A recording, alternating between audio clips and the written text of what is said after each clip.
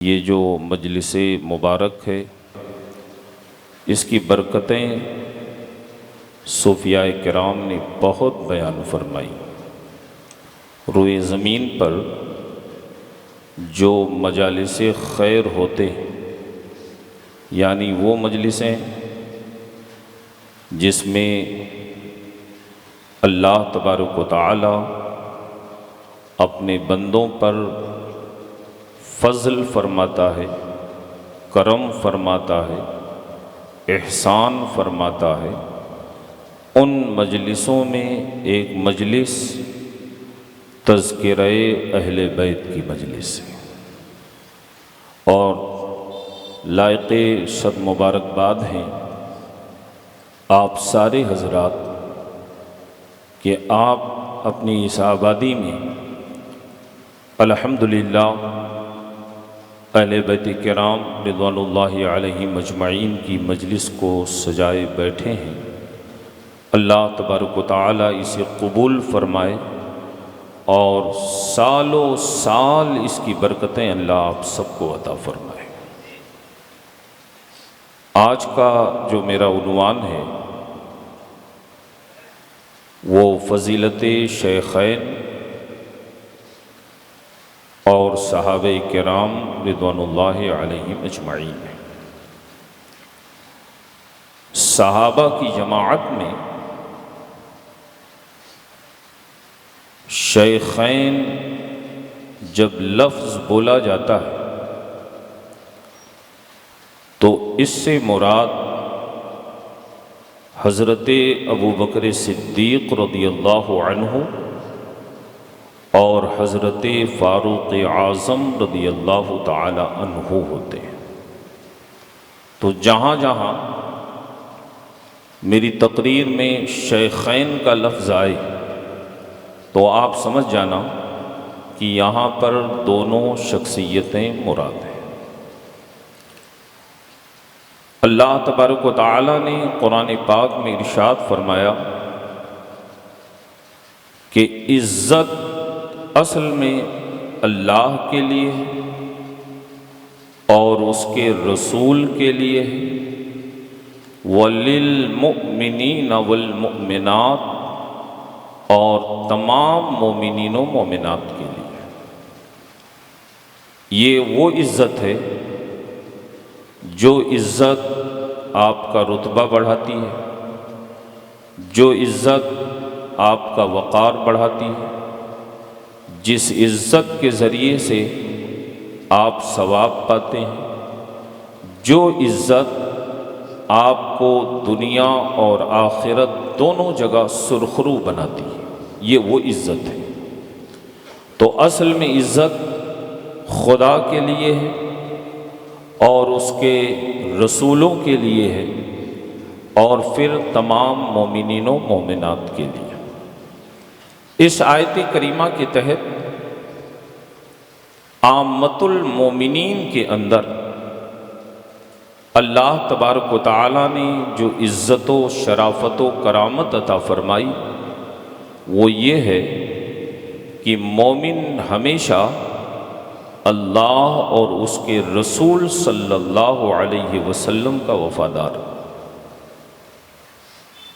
یہ وہ اصل عزت ہے جس عزت کی قیمت اللہ عطا فرماتا ہے کہ وہ وفادار خدا ہو اور وفادار رسول خدا ہو۔ اور ان مومنین میں عامۃ المومنین جس میں ہم اور آپ جیسے لوگ شامل ہیں، اور پھر ان عام مومنوں کے بعد اللہ تبارک و تعالی جل شانہ الکریم نے جن کا رتبہ عام مومنوں سے زیادہ بلند و بالا فرمایا ہے وہ اللہ کے اولیاء ہیں۔ ان کا رتبہ عام مومنوں سے زیادہ بلند و بالا ہوتا ہے، اور اولیاء کرام کے بعد خدائے عز و جل نے جنہیں بے پناہ عزت عطا فرمائی، خوب شرافت اور کرامت عطا فرمائی، وہ تبعی تابعین ہیں، یعنی جنہوں نے تابعین کو دیکھا، اور تبعی تابعین کے بعد خدائے عز و جل نے جنہیں خوب شوکتیں اور عظمتیں عطا فرمائیں وہ تبعی تابعین ہیں۔ تبع تابعین اور تبع تابعین کے بعد جماعت تابعین، الذین رأوا الصحابہ، جنہوں نے رسول اللہ کے اصحاب کو اپنی نظروں سے دیکھا، یہ تابعین کی جماعت۔ تبع تابعین کے بعد سب سے زیادہ عزت، سب سے زیادہ مرتبہ اور سب سے زیادہ وقار اللہ تبارک و تعالی نے تابعین کو عطا فرمایا، اور تابعین کے بعد سب سے زیادہ عزت اللہ نے رسول اللہ کے صحابہ کو عطا فرمایا۔ اب ان رسول کے صحابہ میں جو مہاجرین صحابہ ہیں اور جو انصار صحابہ ہیں، یہ دو کیٹیگری بنتی ہے۔ تو جنہوں نے ہجرت کیا اور مصائب و آلام کو برداشت کیا، خدائے تبارک و تعالی نے ان کے رتبے کو بلند فرمایا، اور پھر ان صحابہ میں اللہ نے سب سے زیادہ بلند و بالا مرتبہ عشرہ مبشرہ کا بنایا۔ یہ عشرہ مبشرہ کون سے صحابہ ہیں؟ جنہیں رسول اللہ نے دنیا میں جنت کی بشارت عطا فرمائی، انہیں عشرہ مبشرہ کہا جاتا ہے۔ عشرہ کا معنی 10 ہوتا ہے، اور مبشرہ کا معنی ہوتا ہے جنہیں بشارت دی گئی ہے۔ کس چیز کی بشارت؟ جنت کی بشارت۔ یہ 10 صحابہ ہیں، اور ان 10 صحابہ میں اللہ تبارک و تعالی نے جن کا مرتبہ سب سے بلند و بالا فرمایا، وہ پہلے نمبر پہ حضرت ابو بکر صدیق ہیں، اور دوسرے نمبر پہ حضرت عمر فاروق، اور انہی کو شیخین کہا جاتا ہے۔ شیخ وہی ہوتا ہے جو اپنے ماتحتوں سے افضل و اعلیٰ اور رتبے کے اعتبار سے بلند و بالا ہوتا ہے۔ اب آئیے میں ان دونوں شخصیتوں کے حوالے سے کچھ قرآن مقدس کے ذریعے اور کچھ احادیث طیبہ کے ذریعے آپ کو سمجھانے کی کوشش کروں کہ خدائے عز و جل نے ان کا مرتبہ کیوں بلند و بالا کیا۔ یاد رکھیں، رتبہ ہمیشہ بلند اسی کا ہوتا ہے جس کا ورک زیادہ ہوتا ہے، جس کا کام زیادہ ہوتا ہے۔ کبھی بیٹھ کر کے کوئی عزت نہیں پا سکتا، کبھی حکمرانی کے ذریعے سے کوئی عزت نہیں پا سکتا ہے۔ کام جس کا جتنا زیادہ ہوتا ہے، عزت اس کی اتنی زیادہ ہوتی ہے، اور عزت دینے کا جو معاملہ ہے، یہ معاملہ نہ میرا ہے نہ آپ کا ہے، بلکہ وَتُعِزُّ مَن تَشَاءُ وَتُذِلُّ مَن تَشَاءُ بِيَدِكَ الْخَيْرُ۔ یہ معاملہ صرف اللہ تبارک و تعالی جل شانہ کا ہے۔ خدا جسے چاہتا ہے عزت عطا فرماتا ہے، اور جسے چاہتا ہے ذلیل فرما دیتا ہے۔ قرآن مقدس کے اندر رب العالمین ارشاد فرماتا ہے کہ فتح مکہ سے پہلے جن لوگوں نے اسلام کے راستے میں خرچ کیا، اور پھر فتح مکہ کے بعد جن لوگوں نے اسلام کے راستے میں خرچ کیا، لا یستوی، یہ برابر نہیں ہو سکتے۔ یہ قرآن مقدس میں اللہ تبارک و تعالی جل شانہ فرما رہا کہ یہ برابر نہیں ہو سکتے ہیں، اور ان کا رتبہ کبھی یکساں نہیں ہو سکتا۔ یعنی فتح مکہ سے پہلے جنہوں نے خرچ کیا خدا کے راستے میں، ان کا رتبہ ان کے مقابلے میں جنہوں نے فتح مکہ کے بعد خرچہ کیا، خدا نے بہت بلند و بالا اور بہت عرفہ و اعلیٰ فرمایا۔ اب جب ہم حضرت سیدنا ابو بکر صدیق رضی اللہ تعالی عنہ کی زندگی کو دیکھتے ہیں تو ہمیں یہ پتہ چلتا ہے کہ اسلام میں جہاں بھی تعاون کی ضرورت پڑی ہے، ابو بکر صدیق سے لمبا ہاتھ کسی کا نظر نہیں آتا ہے۔ نبی کونین صلی اللہ تبارک و تعالی علیہ وسلم نے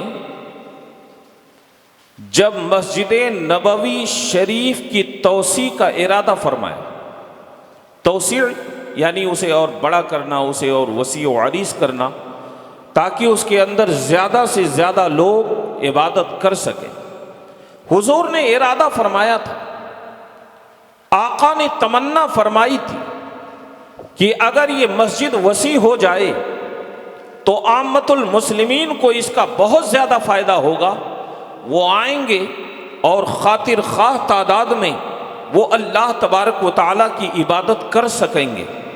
صرف سیدنا ابو بکر صدیق نے اس بات کو نہیں سنا تھا، بلکہ وہاں پر بہت سارے صحابہ تھے جنہوں نے حضور کی زبان مبارک سے اس بات کو سنا، لیکن جب دوسرے دن لوٹ کر کے سیدنا صدیق اکبر رضی اللہ تبارک و تعالی عنہ بارگاہ رسول گرامی وقار صلی اللہ علیہ وسلم میں آئے تو عرض کیا، یا رسول اللہ، مسجد کے اطراف کی زمین کو میں نے خرید کر کے اللہ کے لیے وقف کر دیا ہے۔ آج جو اتنی وسیع و عریض مسجد ہے اور اتنے سارے لوگ جو بیک وقت نماز پڑھ رہے ہیں، اس زمین کی خریداری میں سیدنا ابو بکر صدیق رضی اللہ تعالی عنہ کا روپیہ لگا، اور اللہ تبارک و تعالی جل شانہ کہ حبیب صلی اللہ علیہ وسلم کا یہ فرمان عالی شان ہے کہ اگر انسان کسی اچھے کام کی بنیاد ڈالتا ہے تو قیامت تک جتنے لوگ اس کام پر عمل کریں گے، عمل کرنے والے کو بھی اللہ ثواب دیتا ہے اور بنیاد ڈالنے والے کو بھی اللہ ثواب عطا فرماتا ہے۔ اب تھوڑی دیر کے لیے آپ سوچیں، آج کئی لاکھ لوگ 24 گھنٹے میں مسجد نبوی شریف کے اندر نماز پڑھتے ہیں، کئی لاکھ لوگ، اور کئی لاکھ لوگوں کے سجدہ کرنے کا ثواب اللہ تبارک و تعالی آج بھی ابو بکر صدیق کو عطا فرما رہا ہے۔ اس کے علاوہ بات چونکہ میں نے آپ سے عرض کی کہ فتح مکہ سے پہلے جنہوں نے اسلام کے لیے خرچ کیا، اس کی چند مثالیں جو دے رہا ہوں اسے سمجھیں آپ۔ ذات العسرہ ہے، قحط سالی کا زمانہ ہے اور پریشان حال ہے مسلمان، اسلام کی عروج و ارتقاء کے لیے بھی کچھ اسباب درکار ہیں، تو نبی کونین صلی اللہ تعالی علیہ وآلہ وسلم نے صحابہ کے درمیان ارشاد فرمایا کہ ضرورت کچھ مال کی ہے تاکہ مسلمانوں کا تعاون بھی کیا جا سکے اور اسلام کے کام کاج کو آگے بھی بڑھایا جا سکے۔ سارے لوگوں نے بات سنی، لیکن اس بات کو حضرت ابو بکر صدیق رضی اللہ تعالی عنہ نے سنا اور فوراً اس پر عمل کے جذبے سے آپ اپنے گھر گئے۔ جب آپ اپنے خانہ مقدس میں گئے، سارا اثاثہ آپ نے جمع کیا۔ حالانکہ روایت یہ کہتی ہے کہ اس وقت سیدنا صدیق اکبر کی مالی حالت بہت اچھی نہیں تھی، اور حضرت عمر فاروق اعظم رضی اللہ تعالیٰ عنہ کی مالی حالت اس وقت بہت اچھی تھی، تو انہوں نے دل میں سوچا کہ آج تک ابو بکر پر میں سبقت نہیں لے جا پایا، لیکن آج مجھے جو موقع ملا ہے آج میں اس کا فائدہ اٹھاؤں گا اور ابو بکر پر دین کے راستے میں خرچ کرنے کے معاملے میں سبقت لے جاؤں گا۔ یہ بھی گئے اور سیدنا ابو بکر صدیق بھی گئے، سارا اثاثہ جمع کیا۔ راوی کہتے ہیں کرتے میں جو بٹن لگے ہوئے تھے نا اسے بھی توڑ کر کے اسی اثاثے میں ڈال دیا، اور بٹن کی جگہ پہ حضرت صدیق اکبر نے کانٹا لگایا۔ یہ نارمل کپڑا جو انسان پہنتا ہے اسے نکالا، اثاثے میں ڈال دیا، اور اپنے بدن مبارک پر انہوں نے ٹاٹ ڈالا، ٹاٹ جسے آپ گونی کہتے ہیں، ٹاٹ کا لباس پہنا، ٹاٹ کا کپڑا پہنا، اور بٹن کی جگہ پر آپ نے کانٹا لگایا۔ سارا اثاثہ لے کر کے رسول کونین صلی اللہ علیہ وسلم کی بارگاہ میں حاضر ہوئے، عرض کیا حضور یہ جو کچھ بھی اثاثہ تھا گھر میں آپ کے کہنے کے بعد اسے آپ کی بارگاہ میں مسلمانوں کی مدد کے لیے اور اسلام کے کام کاج کو آگے بڑھانے کے لیے پیش کر رہا ہوں۔ حضور نے دیکھا اور دیکھنے کے بعد فوراً سمجھ گئے کہ لگ رہا ہے ابو بکر نے کچھ چھوڑا نہیں ہے۔ کہا کہ ابو بکر یہ جو سامانات اس میں دکھ رہے ہیں یہ تو روز مرہ کے استعمال کے سامانات ہیں، صبح و شام جسے انسان استعمال کرتا ہے یہ وہ سارے سامانات ہیں۔ فَهَلْ تَرَكْتَ فِي بَيْتِكَ شَيْئًا، ابو بکر کیا تم نے گھر میں بھی کچھ چھوڑا ہے؟ تو سیدنا ابو بکر صدیق رضی اللہ تبارک و تعالی عنہ نے جواب دیا نام یا رسول اللہ، ترکت فی بیتی اللہ ورسولہ، ہاں میں نے گھر میں اللہ کو چھوڑا ہے اور اس کے رسول کو چھوڑا ہے۔ اب جب یہ قربانی آپ نے اسلام کے لیے پیش کی تو میرے عزیزو، دور کوئی بھی ہو، زمانہ کوئی بھی ہو، دین کے لیے کوئی بھی کام انسان کرتا ہے نا تو اس کا اجر کبھی اللہ ضائع نہیں فرماتا ہے۔ ادھر جبریل امین آئے، ادھر سیدنا صدیق اکبر کا اثاثہ بارگاہ رسول میں ہے، اور حضرت جبریل امین آئے۔ جبریل بھی آج ٹاٹ پہن کر آئے ہیں اور بٹن کی جگہ کانٹا لگا کر آئے ہیں۔ نوری مخلوق ہیں، سید الملائکہ ہیں، تمام فرشتوں کے سردار ہیں، مگر لباس کو جب حضور نے دیکھا تو آپ نے ارشاد فرمایا جبریل یہ کیسا لباس آج زیب تن کیا؟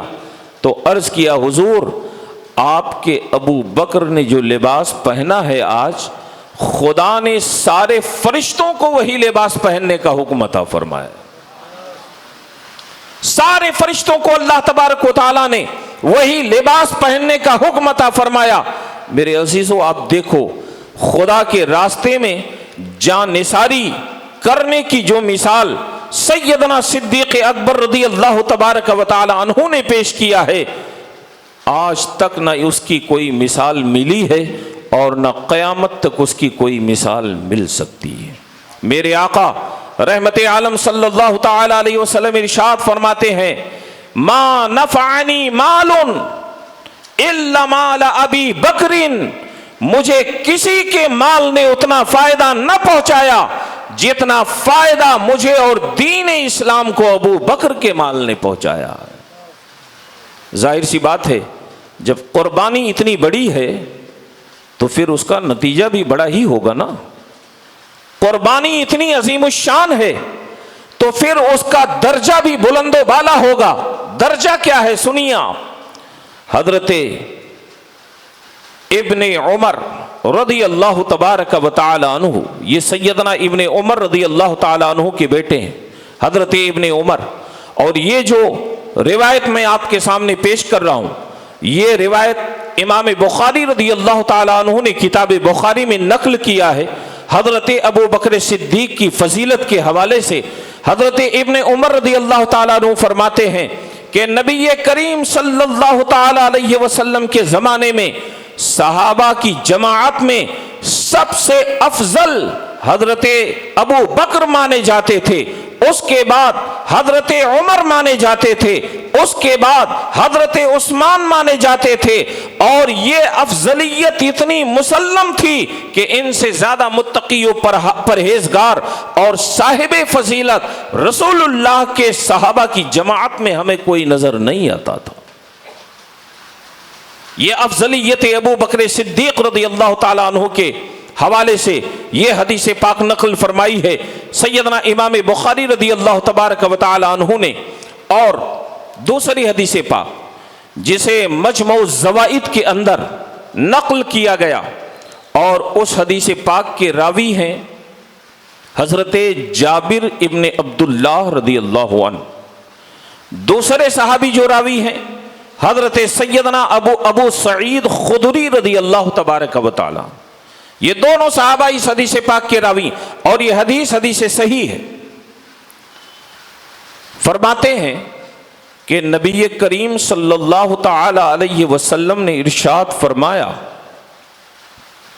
کہ ان ابا بکر و عمر سیدا کہول اہل الجنہ،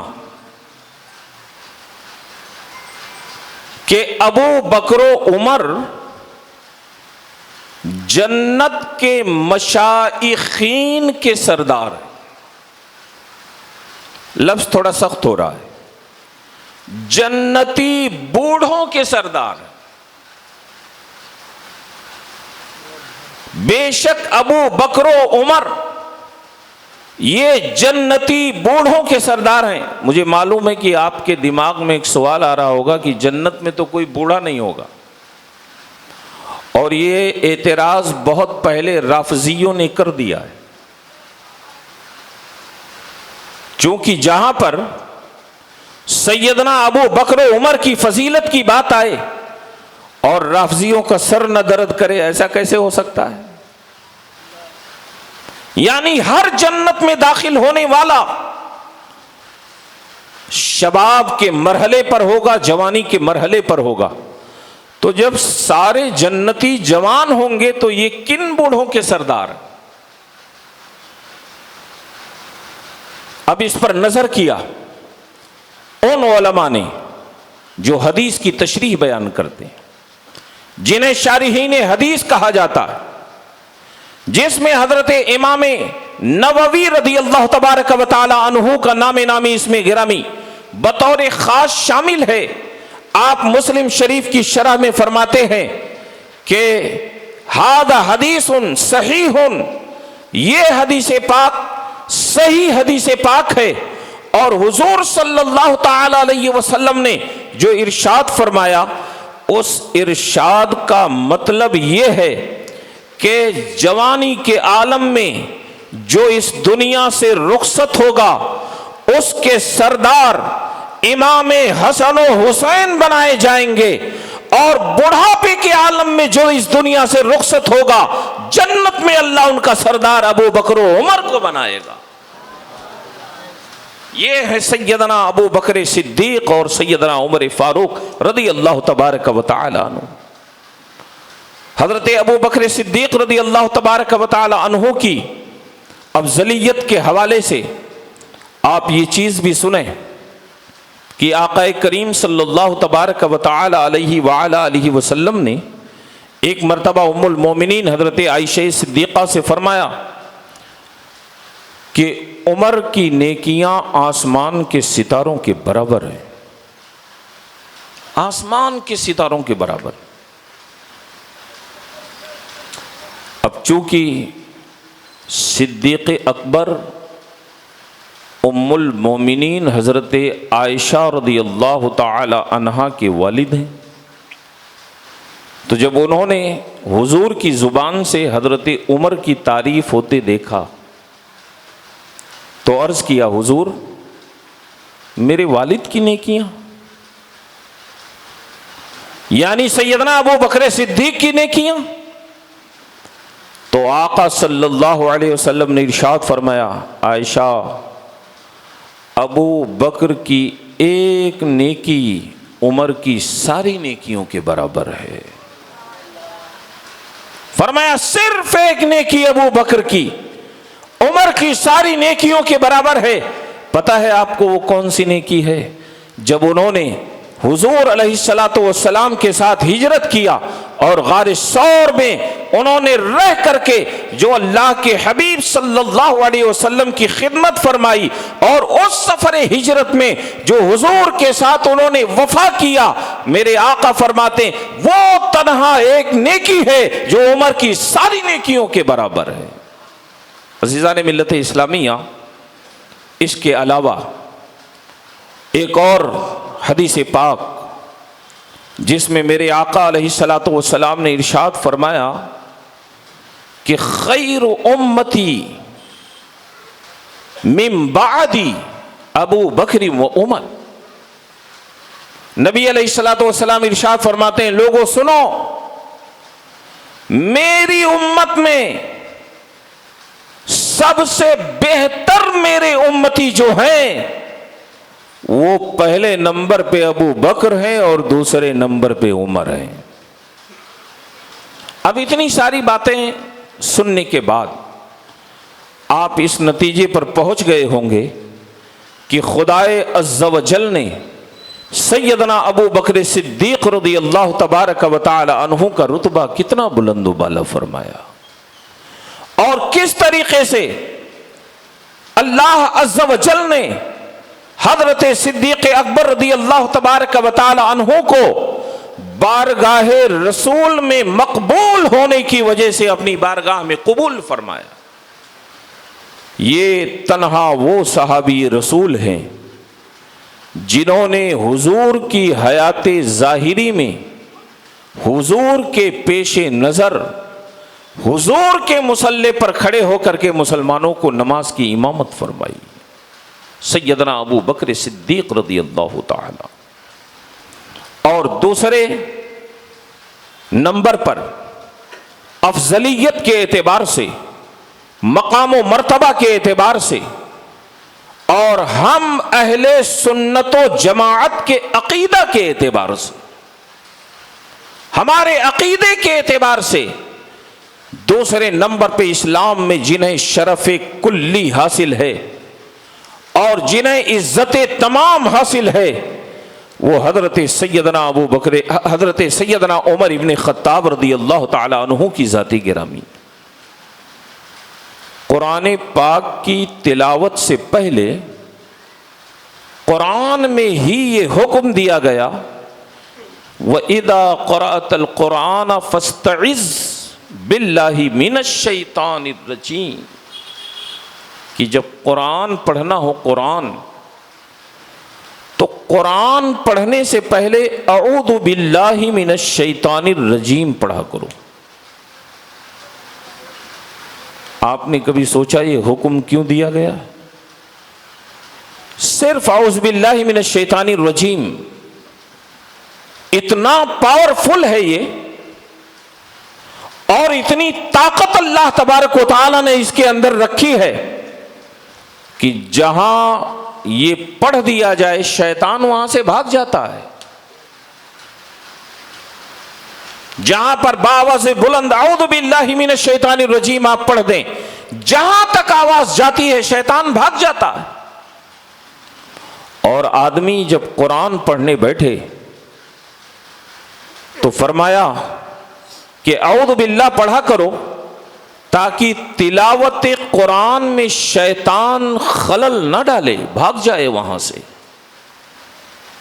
تو شیطان کو بھگانے کا ایک طریقہ یہ دیا گیا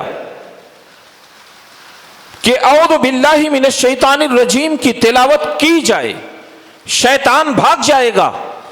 اور دوسرا طریقہ حضور نے جو عطا فرمایا ہے اسے سنو، آپ کا کلیجہ ٹھنڈا ہو جائے۔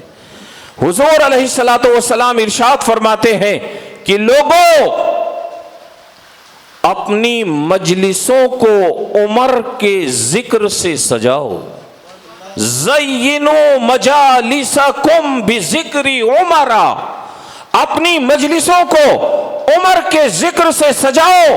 اس لیے کہ جہاں عمر کا نام لیا جاتا ہے شیطان وہاں سے بھاگ جایا کرتا.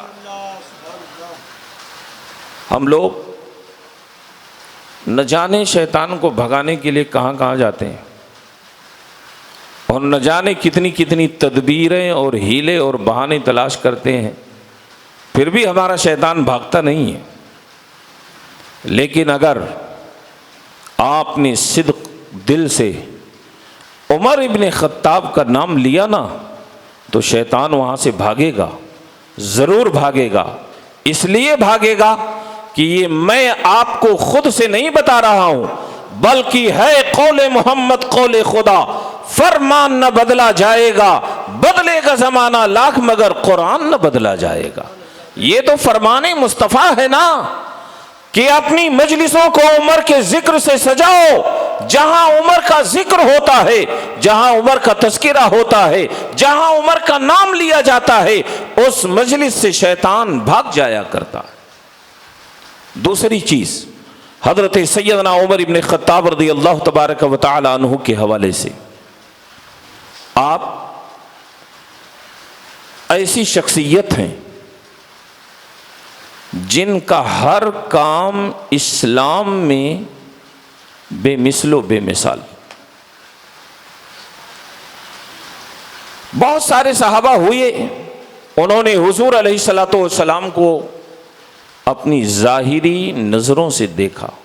پہلے صحابی کی تعریف بھی سمجھ لیجیے آپ، اس لیے کہ میں بار بار صحابی بول رہا ہوں، تو اگر اس کا مطلب آپ سمجھے رہو گے تو بات کو سمجھنے میں اور آسانی فراہم ہو. صحابی کی جو تعریف فرمائی گئی، من زار النبی صلی اللہ علیہ وسلم فی حالت الایمان ومات فی حالت الایمان. کوئی بھی ذات جس نے نبی کریم صلی اللہ علیہ وسلم کو ماتھے کی نگاہوں سے ایمان کی حالت میں دیکھا. ایمان کی حالت میں دیکھنا شرط ہے، اس لیے کہ دیکھا تو ابو جہل بھی تھا، ابو لہب بھی تھا، عتبہ بھی تھا، شیبہ بھی تھا. تو عام طور پہ دیکھنا یہ کافی نہیں ہے. من زار فی حالت الایمان، جنہوں نے ایمان کی حالت میں رسول اللہ کو دیکھا، ومات فی حالت الایمان، اور ایمان کی حالت میں وہ اس دنیا سے گئے، فہو صحابی، اسی کو صحابی رسول کہا جاتا ہے. وہ صحابی رسول کہلاتا ہے جس نے ایمان کی حالت میں دیدار مصطفیٰ کیا، اور جب وہ اس دنیا سے گیا تو ایمان کی حالت میں گیا. اب آپ دیکھیں حضرت سیدنا عمر ابن خطاب رضی اللہ تبارک و تعالی عنہ، آپ کا معاملہ ایسا ہے کہ ہر کوئی کشاں کشاں کھچ کھچ کر کے دربار رسول صلی اللہ تعالی علیہ وسلم میں آ کے عرض کرتا تھا کہ یا رسول اللہ، انی اتیت فی مجلسک لاقبل الایمان. حضور میں آپ کی بارگاہ میں اس لیے آیا تاکہ میں اسلام قبول کر لوں. عام لوگ آتے تھے اور اسلام قبول کرنے کی گزارش رسول گرامی وقار کی بارگاہ میں کرتے تھے. قربان جاؤ عمر ابن خطاب پر. میرے آقا صلی اللہ علیہ وسلم دعا فرماتے ہیں، اللہم اعز الاسلام بعمر خاصتاً، یا اللہ اسلام کو خصوصی طور پر عمر ابن خطاب کے ذریعے سے تو مضبوطی عطا فرما. یہ حضور دعا فرما رہے ہیں، حضور.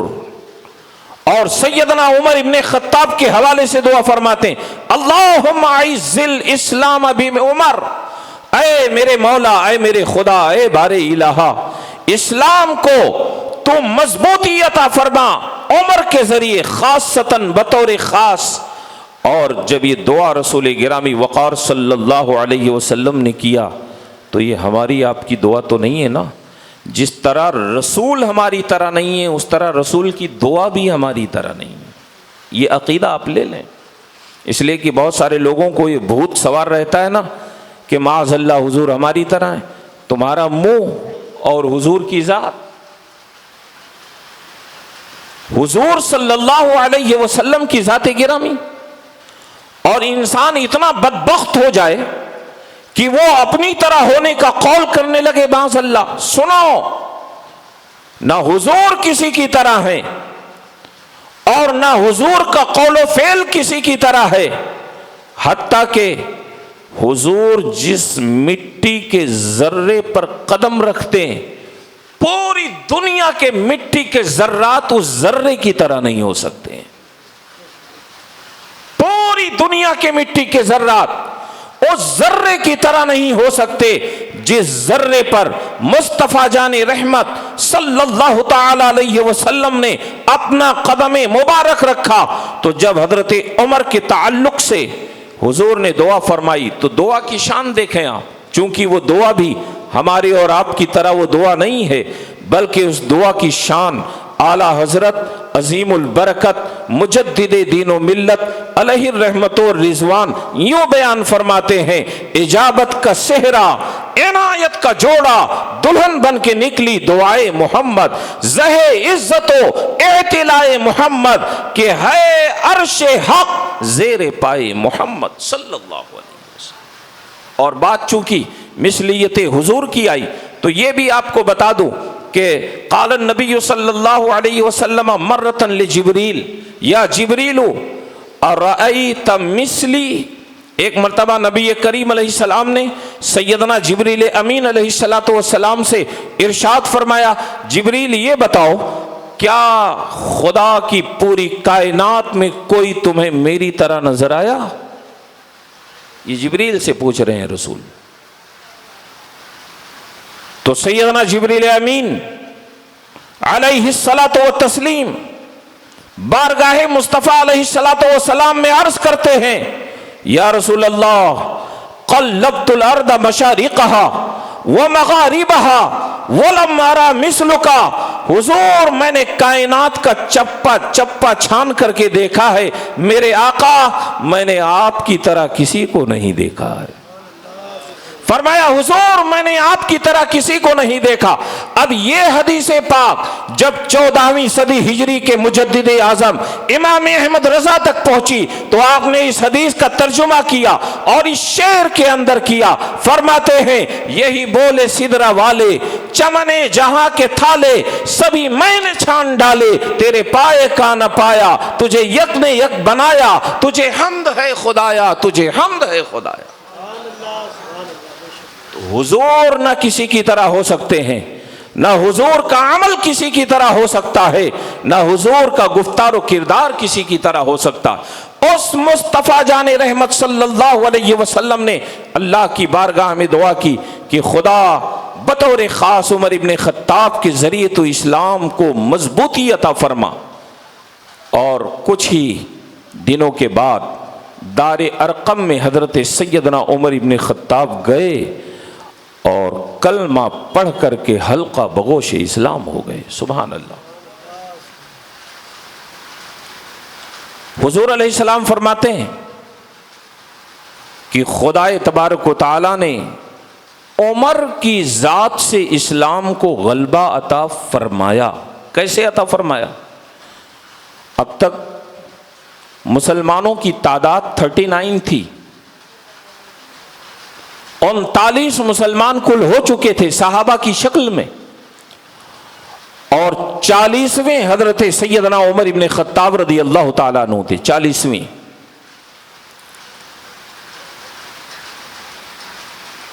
تو حضور سرور کونین صلی اللہ تبارک و تعالی علیہ وآلہ وسلم اتنے خوش ہوئے آپ کے اسلام لانے پر کہ آپ نے جب کلمہ اسلام پڑھا تو حضور علیہ السلام نے دار ارقم میں تکبیر کا نعرہ بلند فرمایا تھا۔ تکبیر کا نعرہ حضور نے بلند فرمایا، اور اب تک لوگ خانہ کعبہ میں عبادت کے لیے نہیں جاتے تھے۔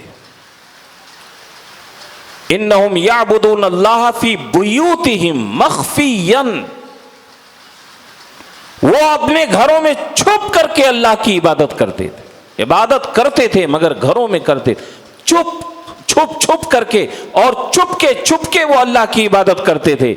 مگر جب حضرت سیدنا عمر ابن خطاب مسلمان ہوئے تو عرض کیا کہ یا رسول اللہ صلی اللہ تعالی علیہ وعلی آلہ وسلم، کعبہ پہ ہمارا حق زیادہ ہے، ان بت پرستوں کا نہیں ہے۔ جب خدا تبارک و تعالی نے ہمارے دین کو دین برحق بنایا ہے اور ہمارے رسول کو رسول برحق بنایا ہے تو ہم چھپ کے کیوں عبادت کرتے ہیں؟ وہ پہلا موقع تھا اسلام کے اندر جب مسلمانوں کا قافلہ لے کر کے سیدنا عمر ابن خطاب رضی اللہ تعالی عنہ خانہ کعبہ میں داخل ہوئے، اور اعلانیہ طور پہ آپ نے ارشاد فرمایا کہ اب مسلمان یہاں اعلانیہ طور پر اللہ تبارک و تعالیٰ کی عبادت کریں گے، اور وہاں سے کعبہ میں مسلمانوں کے اعلانیہ طور پہ عبادت کا دروازہ کھل گیا، جو آج تک کھلا ہوا ہے اور قیامت تک کھلا رہے گا۔ پڑھتے ہی کلمہ حضرت فاروق نے کہا اعلانیہ خدا کی عبادت کریں گے ہم۔ عزیزان ملت اسلامیہ، یہ وہ احسانات ہیں اور ان کی ذات سے اللہ تبارک و تعالیٰ نے اسلام کو جو مضبوطی عطا فرمائی، یہ وہ آپ کی خدمتیں ہیں جن خدمتوں کا بدلہ اگر ہم دینا چاہیں تو ہم جیسی ہزاروں زندگیاں قربان ہو سکتی ہیں مگر ان کی خدمتوں کا کوئی بدلہ نہیں ہو سکتا ہے۔ لیکن میرے عزیزو، افسوس کی بات یہ ہے کہ ہمیں دین کے بارے میں کچھ نہیں پتہ، ہمیں عقائد کے بارے میں کچھ نہیں پتہ، ہمیں ہمارے نظریات کے بارے میں کچھ نہیں پتہ ہے، ہمیں ہمارے اصول کے حوالے سے کچھ نہیں پتہ ہے۔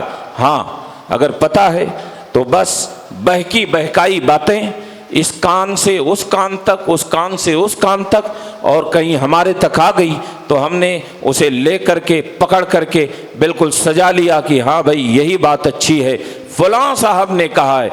کبھی ٹھنڈے دماغ سے سوچو، فلاں صاحب آپ کی نظر میں زیادہ اہمیت کے حامل ہیں کہ اللہ اور اس کے رسول کا فرمان زیادہ اہمیت کا حامل؟ فلاں صاحب کے مقابلے میں رسول گرامی وقار صلی اللہ علیہ وسلم کے صحابہ زیادہ اہمیت کے حامل ہیں کہ آپ کے فلاں صاحب زیادہ اہمیت کے حامل؟ یہ فیصلہ آپ کو کرنا پڑے گا۔ دین کھیل نہیں ہے، اگر دین کو کھیل بنا دیا گیا تو ایمان کھلونے میں تبدیل ہو جائے گا، اور ایمان اگر ایمان تباہ و برباد ہو گیا تو انسان کے اس دنیا میں آنے کا مقصد ہی فوت ہو جائے۔ اس لیے دین ایسوں سے نہ سمجھو جنہیں خود دین نہیں آتا، دین ایسوں سے نہ پڑھو جنہیں خود دین کے حوالے سے کچھ پتہ نہیں ہے، دین ایسوں سے پڑھو جو آپ کے سامنے سچائی اللہ کے فرمان کی روشنی میں اور رسول کائنات صلی اللہ تعالی علیہ وسلم کے فرامین مقدسہ کی روشنی میں پیش کر سکے۔ عزیزان ملت اسلامیہ، حضرت عمر ابن خطاب کے حوالے سے ایک بات اور عرض کر کے میں اپنی انتہائی گفتگو کی طرف چلتا ہوں۔ سیدنا عمر ابن خطاب اتنا بڑا رتبہ حضور علیہ الصلوۃ والسلام نے ارشاد فرمایا، لو کان بعدی نبی لکان عمر۔ اللہ اکبر۔ فرمایا حضور نے اگر میرے بعد کوئی نبی آتا نا تو وہ عمر ہوتے، عمر۔ یہ عمر ہے الذی کان رایہ موافقا بالوحی والکتاب۔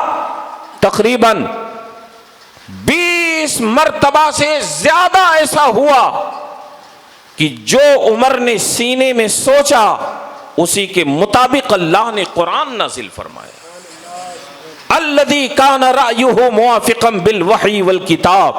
عمر اس ذات کا نام ہے کہ دل میں جو بات آتی ہے اس کے مطابق اللہ قرآن نازل فرماتا ہے، اور سارے لوگ حضور کی بارگاہ میں کشاکش آتے، حضور نے عمر کو اللہ سے دعا کر کے مانگا ہے، دعا کر کے مانگا ہے۔ یہ عمر ابن خطاب رضی اللہ تبارک و تعالیٰ عنہ۔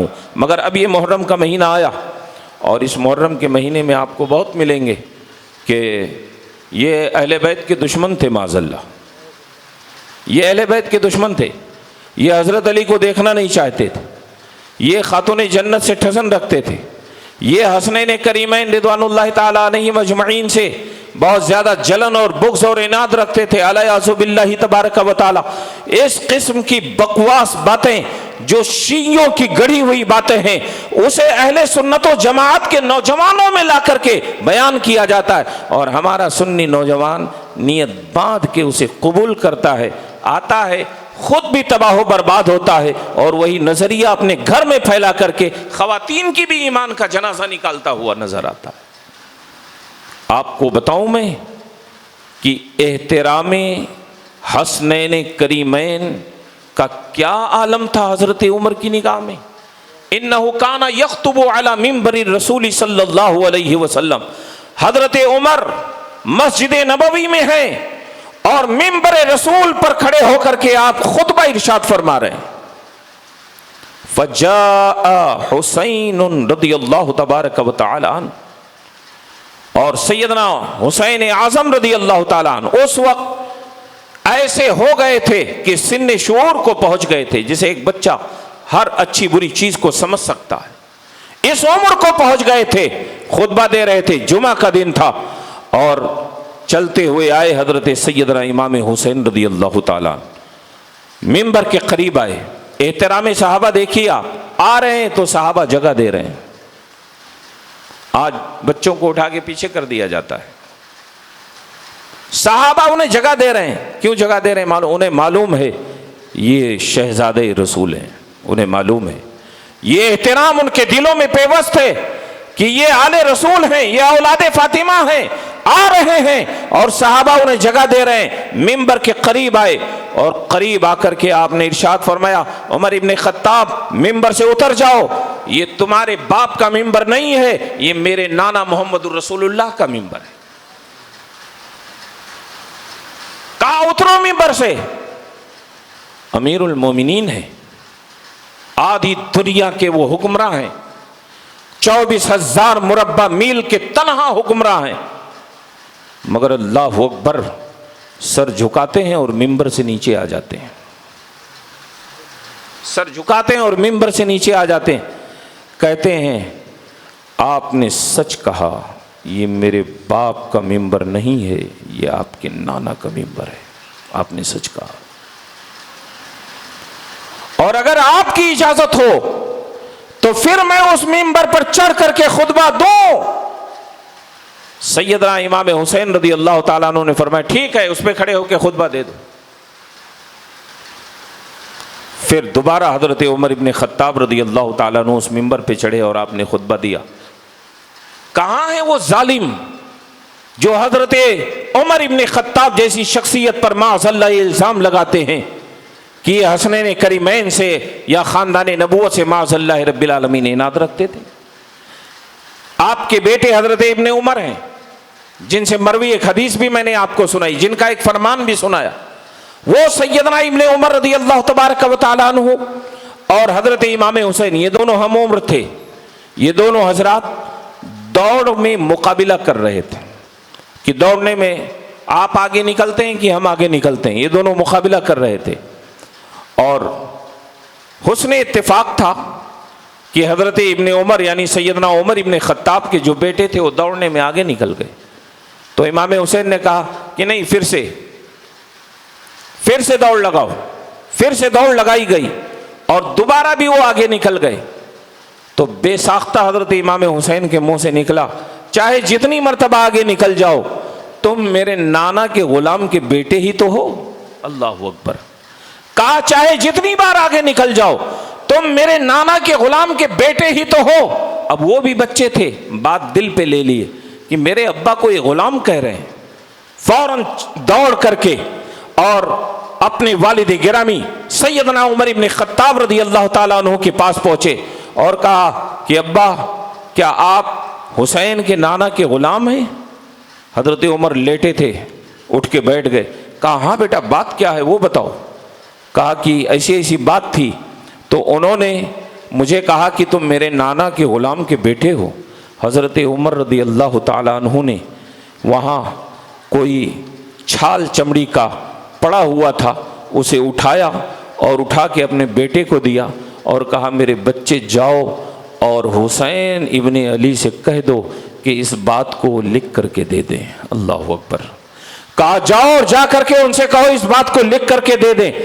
لے کر کے گئے اور امام حسین رضی اللہ تعالیٰ عنہ نے اسے لکھ دیا کہ ہاں عمر میرے نانا کے غلام کے، ہاں ابن عمر میرے نانا کے غلام کے بیٹے ہیں۔ عزیزان گرامی، اسے حضرت عمر ابن خطاب رضی اللہ تعالیٰ عنہ نے آخری دم تک سنبھال کر کے رکھا، اور جب آپ کے وصال کا وقت آیا تو روایت اس بات پر شاہد ہے کہ آپ نے وصیت فرمائی کہ میرے انتقال کے بعد میری قبر میں حسین رضی اللہ تعالیٰ عنہ کی اس تحریر کو رکھ دینا۔ کہا حسین کی اس تحریر کو میری قبر میں رکھ دینا، یہ تحریر خدا کی بارگاہ میں میری مغفرت اور بلندی درجات کا سبب بنتی ہوئی نظر آئی۔ یہ احترام سادات تھا۔ نوجوانوں، تم دور حاضر میں کسی ایسے کے چکر میں آ کے اپنے افکار و خیالات و عقائد کو برباد مت کرو جن کا مشغلہ ہی یہی ہے کہ سنیوں کو ورغلایا جائے اور سچی بات ان کے ذہن و دماغ سے محو کی جائے اور انہیں شیعیت کی طرف اور رافضیت کی طرف لایا جائے۔ خدا را یہ وہ نفوس قدسیہ ہیں جنہوں نے احترام رسول میں اور احترام آل رسول میں اپنی زندگی کا آخری لمحہ بھی گوا دیا، آخری لمحہ بھی گزار دیا، اور اس گزارنے پر انہوں نے اپنے لیے فخر سمجھا کہ ہم اپنی زندگی کا وقت نبی اور آل نبی کے حوالے کر رہے ہیں۔